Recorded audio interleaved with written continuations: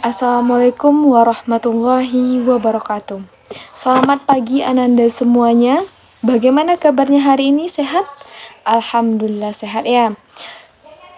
Sebelum kita memulai pembelajaran, alangkah baiknya kita awali dengan pembacaan basmalah. Bismillahirrahmanirrahim. Semoga dengan diawali pembacaan basmalah, pembelajaran kita kali ini dirahmati dan diridhoi oleh Allah Subhanahu wa taala. Oke Nanda, hari ini kita akan mempelajari mengenai Khulafaur Rasyidin.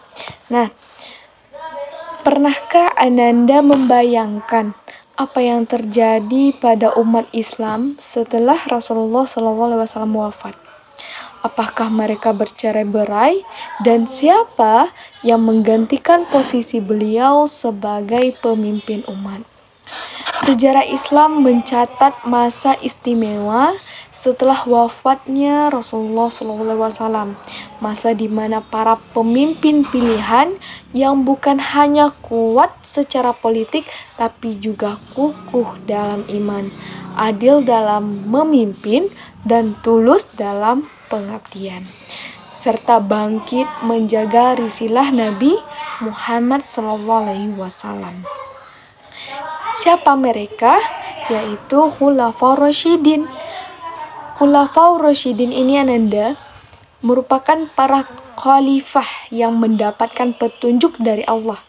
4 tokoh yang luar biasa tersebut, yang pertama Abu Bakar As-Siddiq, yang kedua Umar bin Khattab, yang ketiga Utsman bin Affan, dan yang keempat Ali bin Abi Thalib, yang tak hanya mencetak sejarah Ananda, tapi juga menorehkan pelajaran hidup yang relevan hingga hari ini. Oleh karena itu, mari kita bahas terkait kisah Khulafaur Rasyidin tersebut dalam segi perjuangan, pengorbanan, dan kebijaksanaannya yang akan menginspirasi kita untuk menjadi pribadi muslim yang tangguh, jujur, dan bertanggung jawab.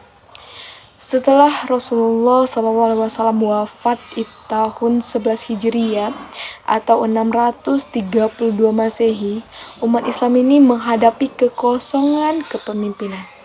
Islam saat itu Ananda belum memiliki sistem kenegaraan yang baku. Maka para sahabat itu segera mengadakan yang namanya musyawarah. Untuk apa?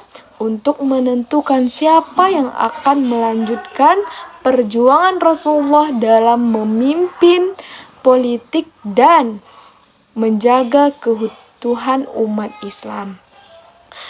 Khulafaur Rasyidin ini Ananda berarti para khalifah yang mendapat petunjuk dari Allah. Mereka ini diangkat bukan karena warisan, tetapi karena ketakwaan, kecerdasan, dan kepercayaan. Pertama kita bahas mengenai Abu Bakar As-Siddiq. Abu Bakar As-Siddiq ini Ananda, ia adalah sosok sahabat yang begitu dekat dengan Rasulullah Ananda. Ia dikenal sebagai orang yang selalu membenarkan dan mendukung Nabi, hingga Abu Bakar ini mendapatkan julukan As-Siddiq. Artinya apa? Yang sangat benar atau yang selalu membenarkan. Meskipun bersifat lemah lembut dalam berperilaku, Abu Bakar ini sangat tegas ketika menyangkut prinsip-prinsip agama. Sikapnya yang bijaksana dan tulus membuatnya sangat dihormati oleh umat Islam. Kemudian kita lihat bagaimana proses terpilihnya Abu Bakar menjadi khalifah pertama. Nah, setelah Rasulullah SAW wafat, umat Islam merasa sangat kehilangan. Mereka bingung siapa yang harus memimpin mereka.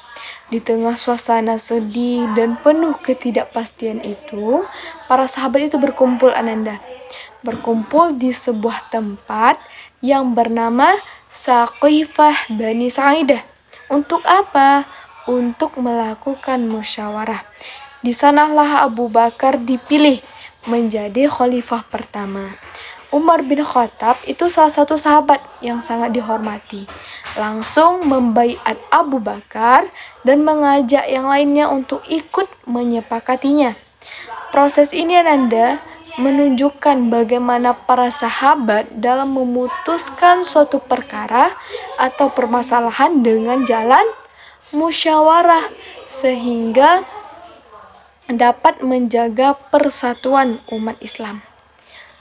Itu proses terpilihnya Abu Bakar menjadi khalifah pertama. Lanjut kita ke kebijakan Abu Bakar. Nah, yang pertama itu memerangi nabi palsu dan orang-orang murtad setelah wafatnya Rasulullah.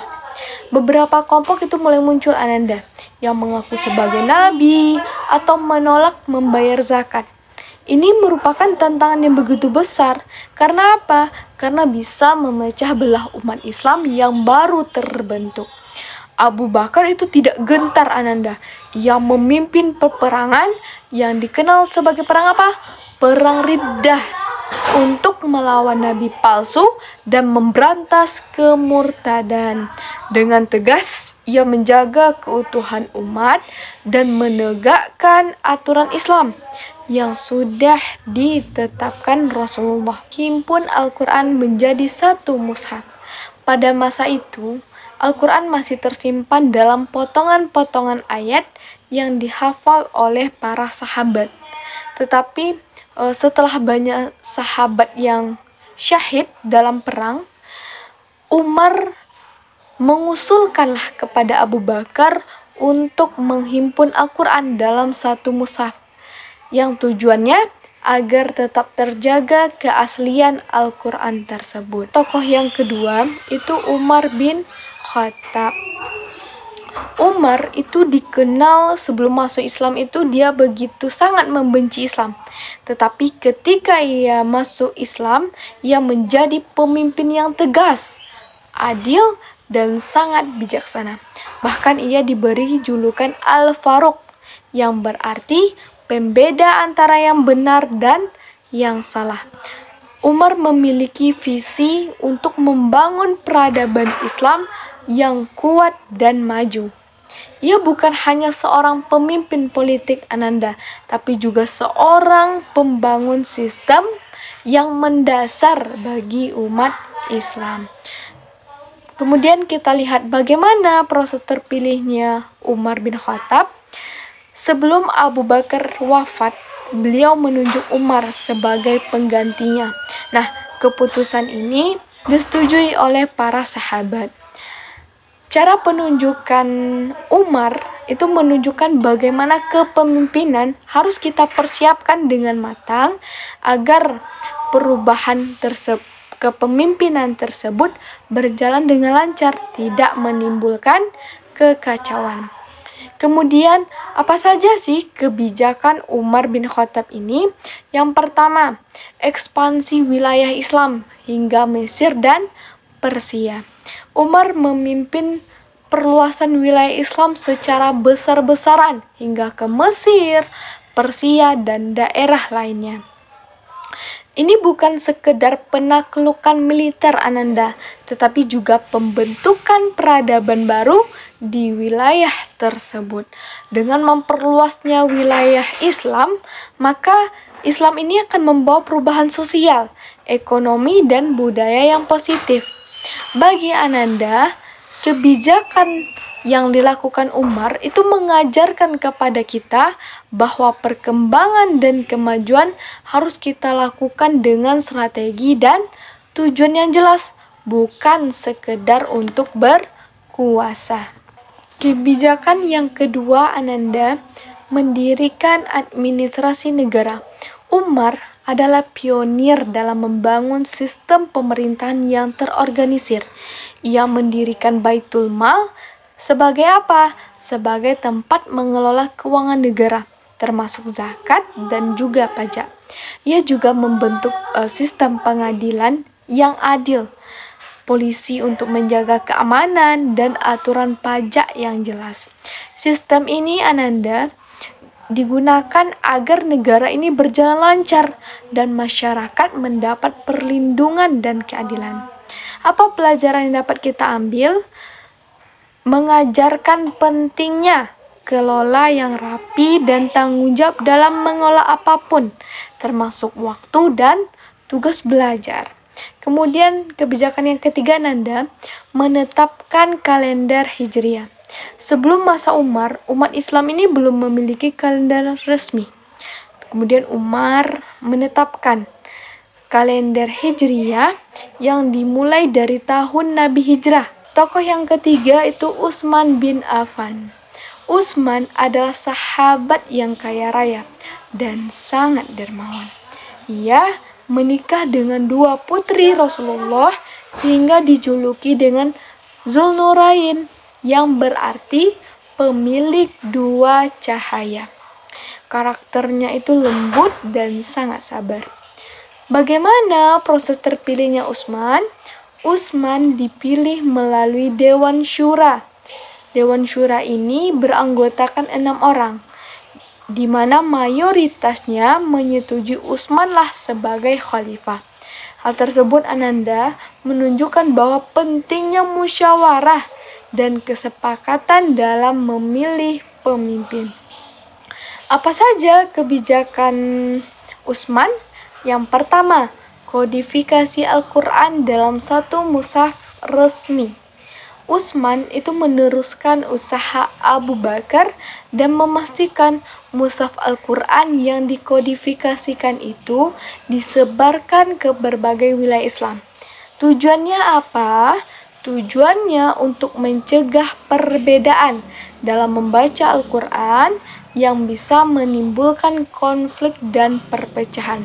Kebijakan ini dilakukan untuk menjaga kesatuan umat Islam dan melalui pemeliharaan kitab Al-Quran.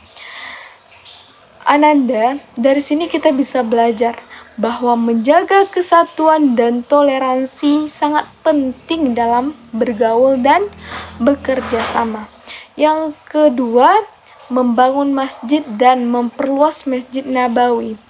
Utsman itu memperbesar dan memperindah Masjid Nabawi di Madinah agar lebih banyak umat Islam bisa beribadah dengan nyaman, karena umat Islam semakin lama semakin bertambah.